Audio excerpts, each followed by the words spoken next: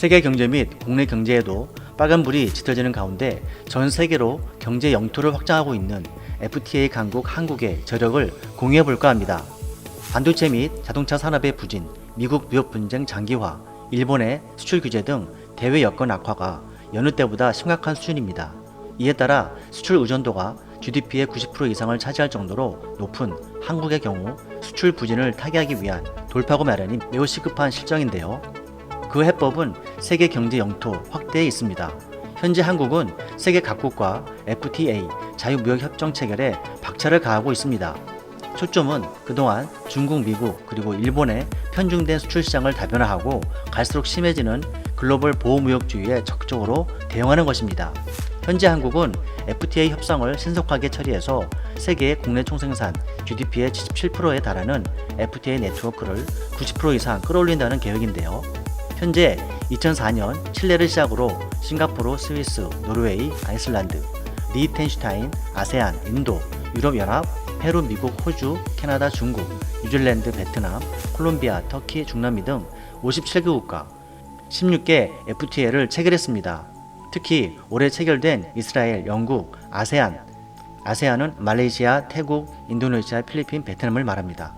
이들과의 FTA 체결은 세계 자산운용사 및 투자은행 등 투자자의 관심이 집중되고 있습니다.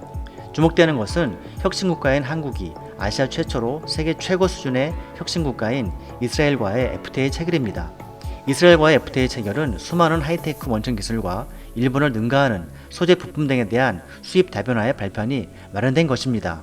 국제 신용평가사인 무디스 또한 한국 경제의 전반적인 펀더멘탈, 즉 기초 체력이 양호하다면서 세계 경제 하방 위험 대응을 위한 확장적 재정 정책 추진을 긍정적으로 평가했습니다. 이러한 한국의 광범위한 FTA 네트워크는 미중 무역 분쟁 등으로 인해서 세계 경제 교역 위축이 심화되고 있는 상황에서 빛을 발하고 있습니다. 관세청에 따르면 올 상반기 한국의 전체 교역액은 5,623억 달러로 전년 대비 6.9% 감소했지만 FTA를 맺은 52국가의 교역액 3,605억 달러 감소율은 5.3%였고 무역 수지의 경우는 전 세계 대상으로는 192억 달러 흑자였지만 FTA 발효국으로 한정할 경우 2배에 가까운 357억 달러 흑자를 기록했습니다. 즉 이것은 대외 불확실성 등에 따라서 세계 경기 침체 속에서 FTA 교역은 무역 수지 개선에 긍정적인 영향을 미친다는 것으로 위험에 대한 안전판 역할을 하고 있다는 분석입니다. 현재 우리 정부는 2017년 11월 중국, 미국, EU, 유럽, 일본 중심의 교역에서 벗어나서 아세안, 인도 등 신남방 정책을 수립하고 신북방, 러시아와의 경제협력도 성공적으로 추진 중에 있습니다. 좀 더 자세히 살펴보면 RCEP는 아시아 태평양 16개국으로 일본을 제외하고 15개국 중 14개국과 FTA를 체결했습니다. 이 RCEP는 기존 FTA보다 높은 수준의 시장 자유화를 지향하고 미중, 무역 분쟁 등 보호 무역주의에 대응할 수 있는 우군 확보라는 데 매우 큰 의미가 있습니다. 세계 GDP의 32%, 세계 교역 29%를 차지하는 RCEP는 아세안 10개국, 한중일, 호주, 뉴질랜드, 인도 등 총 16개국이 참여하는 아시아 태평양 지역 메가급 FTA입니다. 여기서 일본은 제외되고 있는 것이죠. 참고로 아세안 5개국의 교역 규모는 1,600억 달러로 중국 다음으로 큰 규모이며 매우 빠르게 경제가 성장하고 있어서 우리 경제에 대한 영향력 또한 커지고 있습니다.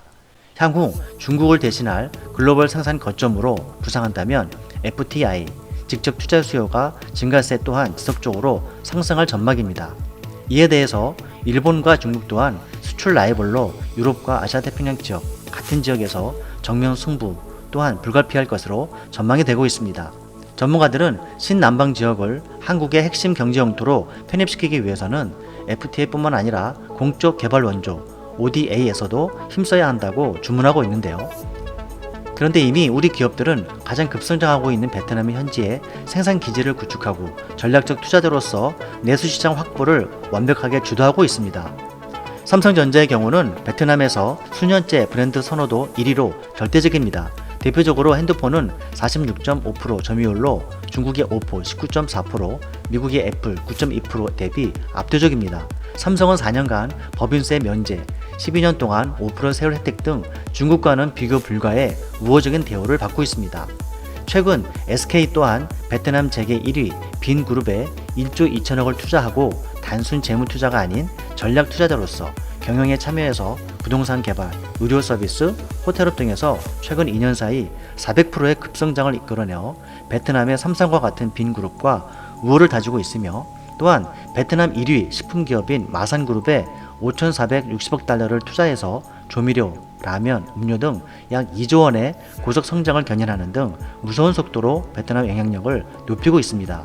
우리나라 금융권 중에는 하나은행이 베트남 1위 은행에 1조 250여억 원을 투자해서 자산규모 1위인 BIDV 그룹 주식을 매입함으로써 베트남 현지에서 수천만 명의 베트남 국민들에게 하나은행의 선진 금융 서비스를 제공할 예정입니다. 이와 같이 사례로 든 베트남은 역대급 성장률의 국가로서 2019년 투자 금액이 무려 총 424조 원이라고 합니다. 이 중에서 가장 많은 투자국은 한국으로서 78조 원으로 18.4%를 차지하고 있습니다. 베트남 전체 수출 규모는 260조 원이며 3분의 1을 삼성이 만들어주고 있습니다. GDP의 4분의 1이 이 삼성에 의해서 창출되고 있다는 것이죠. 이렇듯 현재 한국 경제는 정부와 기업들이 하나가 돼서 세계 경제의 위기 상황에서 선견 지명을 갖고 세계 경제 영토를 확장하며 발빠르게 대처해 나가고 있습니다. 우리 정부의 경제 및 외교 정책이 더욱 선전하길 기원하고 한국 기업들의 노고와 선전을 응원합니다. 시청해주셔서 감사합니다. 미스터 톨프TV였습니다.